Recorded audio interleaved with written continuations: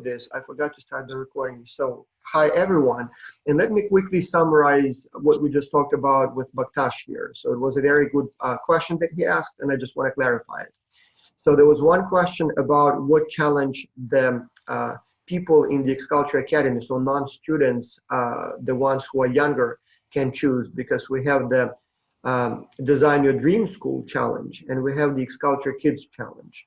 And so the clarification was that those are two different challenges. And so for the kids, even though looking at Bakhtash is not a kid anymore, but those who are younger than 18, they work on the challenge of designing their own dream school.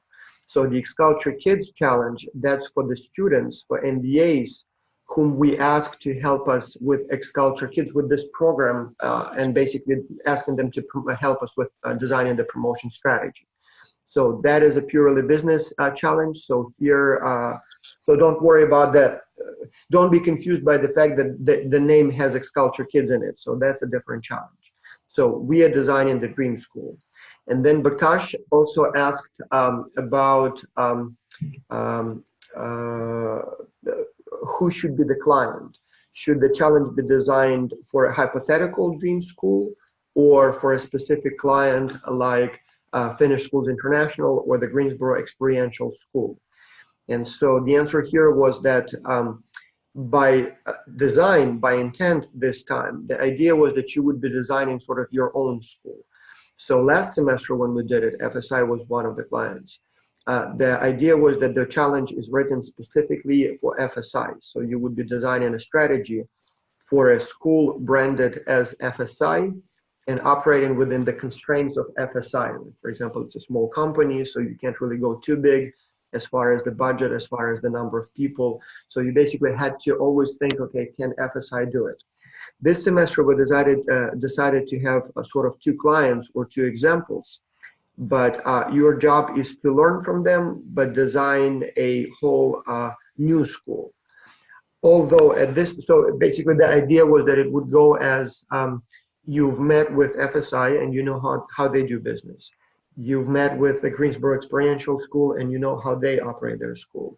You go to school, so you know how your school operates, and you hopefully shared enough with your team members about your schools, so you know how your team members' school operate. Based on that, then you can come up with ideas for your own dream school. So you can come up with the best name, you can come up with the best curriculum, best model, and then, okay, so for a school of my, let's call it a dream school or whatever name that you want to use, and you would think, so where would be the best market for a school like the one I have in mind or my team has designed? Okay, for example, let's say United Arab Emirates is the best school for best market for a school like this. And so you gotta then design the whole market entry and expansion strategy for a school of your creation for this country. But then Bakhtash says, what if we wanted to do it specifically for FSI? And I say perfectly fine. FSI will be happy to see. So if you if you have some ideas for how specifically their school should be marketed, if you want to do it under the FSI brand, if you want to have some ideas specifically for this company, only better. So in that case, you sort of limit yourself in some ways, but if that's what you want to do, that's, it will be more practically interesting for the client, because some of the ideas they can literally take and go with them, especially when the time will come for you to design, for example, a sample ad or flyer or some other promotion materials. So if you do it well, and if you have FSI logo on it, maybe they can like literally take it and use it. So therefore, yes, you have the freedom here. The original idea was that you would design your own school and promote your own school. And then FSI, the Greensboro Experiential School, will look at your proposal and say, that's interesting. That's a cool name. That's a cool school. Maybe we can borrow some of those ideas and use them in our own strategy. But if you want to brand it and market it specifically for the client, perfectly fine. In that case, they don't even have to make any kind of transpositions. They can just go directly with what you give them. So that's briefly what we have. Does that answer your question, Bakhtash?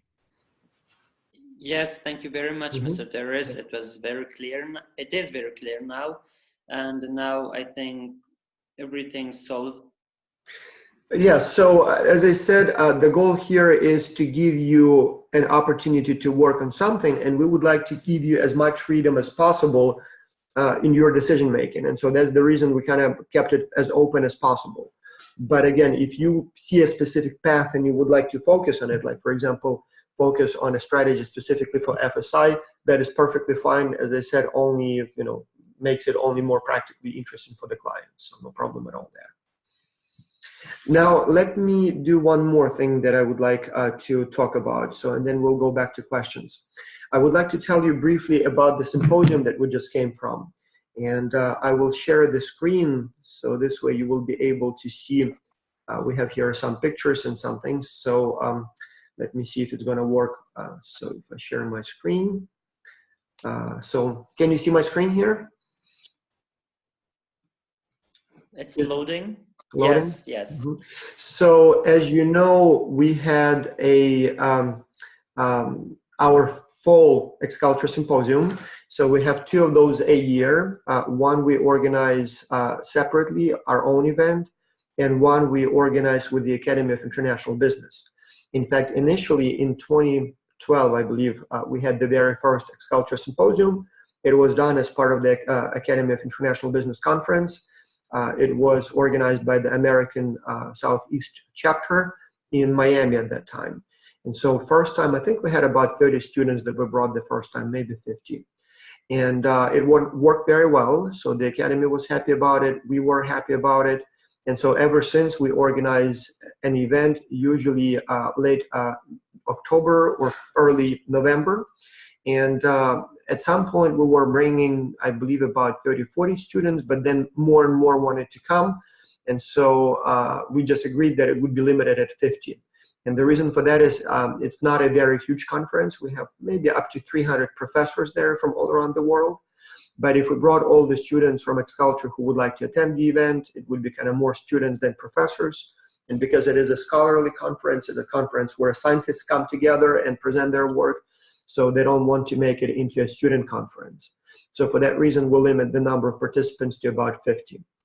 But then the demand kept growing for the symposium. So we have, about 50,000 X-Culture students who have participated in the event. Who have participated in X-Culture and who would like to come to the symposium. And obviously more and more and more of them each year would like to attend the event. And so starting last year, we decided to organize one additional symposium, organized only by X-Culture, so we don't have any limits on how many people we can bring. Although we decided to limit it at 150, I think we wanted to limit it at 100, but so many applied that we said, okay, let's make it 150, but no more, just because it would be too difficult, too many people, too hard to manage. And so we had the first event in Miami in July of 2017. And then this year we had it in July in Macerata in Italy, also in July. And so this last one was one of those that we do with AIB Southeast, so it's a slightly smaller number of people. And so just here are some of the photos. Let me see if I can go next, or if I need to open them one by one. So here are some of the photos. I didn't take really good pictures. We didn't have a professional photographer, so most of them are taken by a photo camera. But yeah, for example, this is a good picture. So the company that was the host this time was called Souls for Souls. So it's a company that specializes in humanitarian aid for developing countries, but they don't just give money or something else, they give resources to start businesses. So what these guys do, they collect shoes and they collect clothing all around the world, primarily in the United States and Europe. Last year, if I remember the numbers correctly, they collected about 3 million pairs of shoes. And I can't remember the exact number of kilograms of clothing, but it was also like in millions of huge amounts. We're talking about huge containers of clothing and food and shoes. And then they find people who would like to open their own business. And they work with all kinds of countries. I know they have some countries in Africa, Latin America, so that sort of need help. But as I said, they believe that if you simply give those things, it would be just, people use it and then that's it. So here they give these shoes and clothing to people who would like to start their own business. And the deal is we will give you this stuff virtually for free, as long as you promise to start a company, maybe open a store, or maybe find some other way to sell it so that you can develop your own business. And so when after a year or two, we stop sending you those free shoes, you will still have a business going. And so you will still, stay in business and you will not need help anymore. And so they're helping hundreds of people around the world essentially to start their own business, selling those shoes and clothing and stuff like that. And so we had students visiting their company. We met with the company CEO and chief financial officer. And even they asked the students to come. They said, don't bring the suits and ties. Don't dress up as if for a business meeting. Come in casual clothing because we will ask you to help us. And so they had literally like a whole container of stuff. And they said, why don't you help us, sort all these shoes here? And so our students even did a little help there. And so, yeah, so it was in Nashville, very nice city. And so we have here some presentations. And then had a nice dinner outside. It was a little cold, but the organizers thought about giving everyone that they made like Xculture hats, and they had Xculture logo on them. So it was a little cold, so it was very appropriate. And what's interesting, you can't really see that well on the picture here, but what's interesting, Nashville, the city, was so happy to host the Xculture Symposium and the Academy of International Business Conference that they even put our logos on the monitors there and basically said, welcome Xculture. And I arrived like at 8 a.m. I was still sleepy. I was flying from like 5 a.m. till 8 a.m. So I didn't notice it. But then one professor did notice it, snapped a picture, and I'm not sure if you can see it well here. So there's like Xculture. But unfortunately, as I said, I didn't take a good picture, but it was very nice so that the airport was welcoming our event. So that was nice. So here you see the presentations by one of the teams. And here is, I think that's the winning team. So they got the winner certificates. So, and then we had some fun with professors, So basically that was the event. So next year, the fall one will be in San Antonio in Texas. And then, as you know, the big one will be in the summer in July 15, 20 in Canada. And so we already started preparing for that one. So we will be sending out the invitations literally in a few days, probably this week. And then the other one, the invitations will be going out a little later. So it will be in the fall, and the invitations will be going out sometime in the spring. So that's basically where we are. That's where we stand. Now let's go back to business. I see more people joined us. So any other questions, anything else that we need to discuss before we move on? And we're supposed to have a guest speaker, and I don't see him, so I'm not sure what happened. I told him to join us at 9:30 so that we can talk about our business first, and then he would talk about international marketing. But since we have here Aum, I see Shoria and Yevgeny and Bakhtash, one thing I would like to hear from you guys, can you share with me some ideas that you're working on? I had a chance to talk to Bakhtash in the beginning of the meeting, so he said that they're designing the strategy for United Arab Emirates. Can you tell just a little bit more, Bakhtash, so we know better what's going on there? And then just curious how much progress you're making, guys. Yes. Well, actually, we started with UAE, United Arab Emirates, and specifically Dubai. We actually distributed the work between ourselves. I had to do research about competitors, and other team members, they researched about culture, economy, and also politics and policies.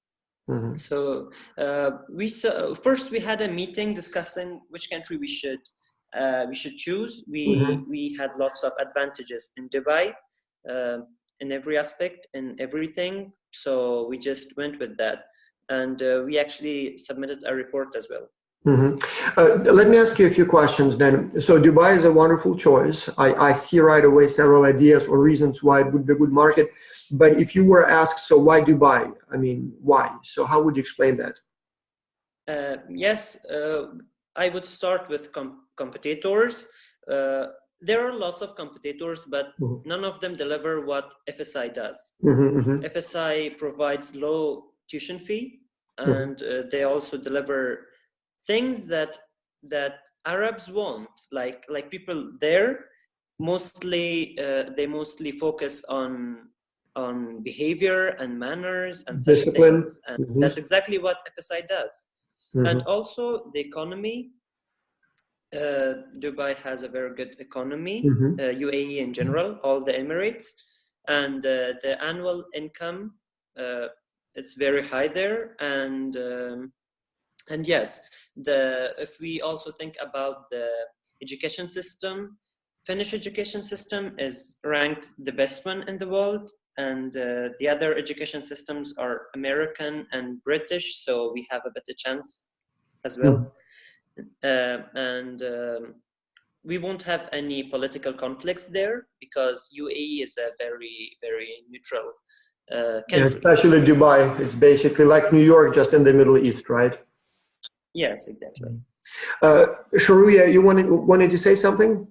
Go ahead, please. Yeah, I just wanted to add to Bakhtash's point that since I did the research regarding the policies and the politics. You're on the same team, right?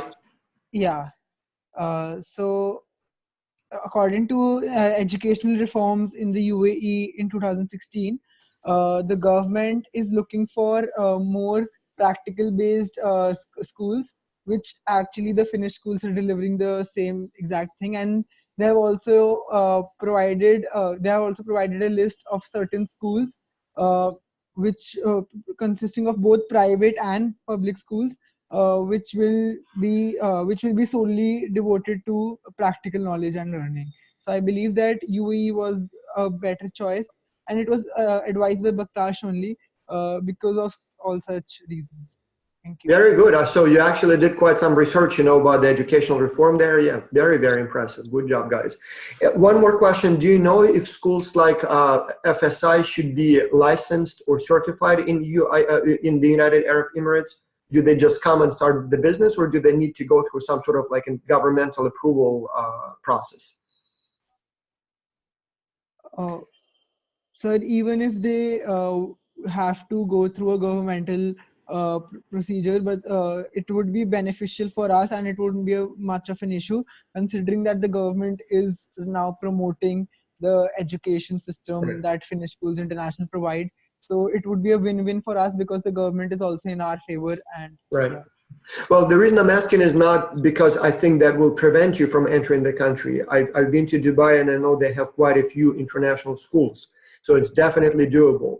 The only reason I'm asking that is because if they do require some licensing process or some certification process, some approval, it may be a good idea to do some research on that as well, and then give the client some more information. You need to apply, let's say, for example, with the Ministry of Education, and this is how long the process takes, and maybe this is how much it costs. So if you could find something on that, it would be very useful, because eventually they will have to go through that process if it's required. And so the more you find and the more information you give them now, the more time they will save later. So just something to think about and add maybe as a separate chapter if it's required. Maybe it's not. Maybe you just come and you don't have to be certified by the Ministry of Education or whatever the name of the institution there, and you just do whatever you want. But I kind of suspect there may be some sort of in place, some vetting in place where you have to present what you want to do and get approved, and then, go from there. So just a question to think. Yevgeny, would you share with us what your team is working on? So how's it going? Have you guys come up with any ideas? Are you here? Yevgeny, can you hear us? And Aum, can you hear us? Can you talk? Our team is doing the Finnish School International Challenge.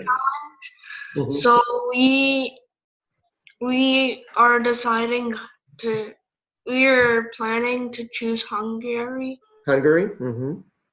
And why Hungary? Because they have a good economy and not many competitors. That's very smart. Okay, very smart. Last year, we actually had a student from Hungary. She was on the winning team, did very, very well. But they chose the United States as the market, interestingly. But yeah, doesn't matter. Okay, and so is your team doing well? Are you guys communicating? Are they coming, exchanging emails? I'm not sure if you're organizing meetings. Yeah. Okay, good. Yeah, what I would like to do, guys, I will ask the coaches to contact each one of you separately. So in addition to all the surveys we do, and then just, check with everybody how the teams are doing, see if any help is needed. I know that in the beginning, at least, we had some students who were not participating. I know, Bakhtash, your team kicked out Maxim Taras out of the team, which is perfectly fine. I know he didn't do much. So, but I hope the remaining team members are doing a good job. But again, if you have any problems, if you need any help, we do have coaches, and we will probably assign a couple specifically to your to the academy students. And so if you need any feedback on your work, if you need any help with maybe finishing up the project, so help is available. So you can always send an email to coaching@xculture.org and specifically ask for it. But as I said, I wanted them to proactively also reach out to you and check with everyone if everything's good, if anyone needs help, if everything's clear. So, and then obviously we will be meeting every Saturday for the rest of the semester with me. So if you have any questions, we can work on that. Well, actually, Mr. Terrace, I emailed them 1 week ago, and I didn't receive any reply till today, but fortunately we could solve the problem. You didn't receive the reply from coaching? Yes. Oh, that's good to know. So there was no response at all? No, nothing. Can you give me the date when you send it? Okay, I want to get them in trouble for that because they're supposed to respond like right away. Sorry, Mr. Terrace, I did. Do you remember when exactly you sent the request for help? Well, no, not actually, but I can check it like later. About a week ago, right? You said? Yes, something like that. Yeah. Okay. So I'll talk to them. So because the deal with them is that they need to be, like right away. So it's something that they must respond within a day at most. And then they may not be able to help right away, but at least there should be some sort of a reply right away. Okay, good to know.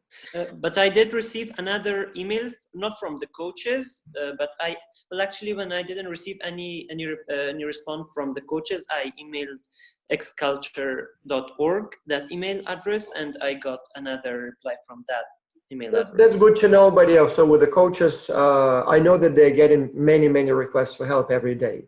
And I know sometimes it takes time to process it, but the deal with them is they should be very, quick, because if you need help, you can't wait for a week. So, okay, good to know. Yes. Yeah, I'll talk about that. So, okay. All right, so I'm not sure why we don't have our speaker. So Professor Arti Agarwal was supposed to talk today about international marketing, and I'm not sure why he has maybe technical problems or maybe something else. I sent him a reminder yesterday, but that's fine. So maybe he will join us next week. So I guess we're going to stop here then. We will have a meeting next Saturday. So even if in the email I mistakenly say Sunday, as I did this time, and I apologize for that. We know that it's Saturday. And so let's see how much you will have done by then. And as I said, I will try to also communicate with the coaches, making sure that they reach out to each one of you with a little kind of midterm inquiry in how you're doing and if you need any help. And yes, Baktash, that's perfectly fine. We can stay for a few minutes. So, yeah. All right, let me stop the recording.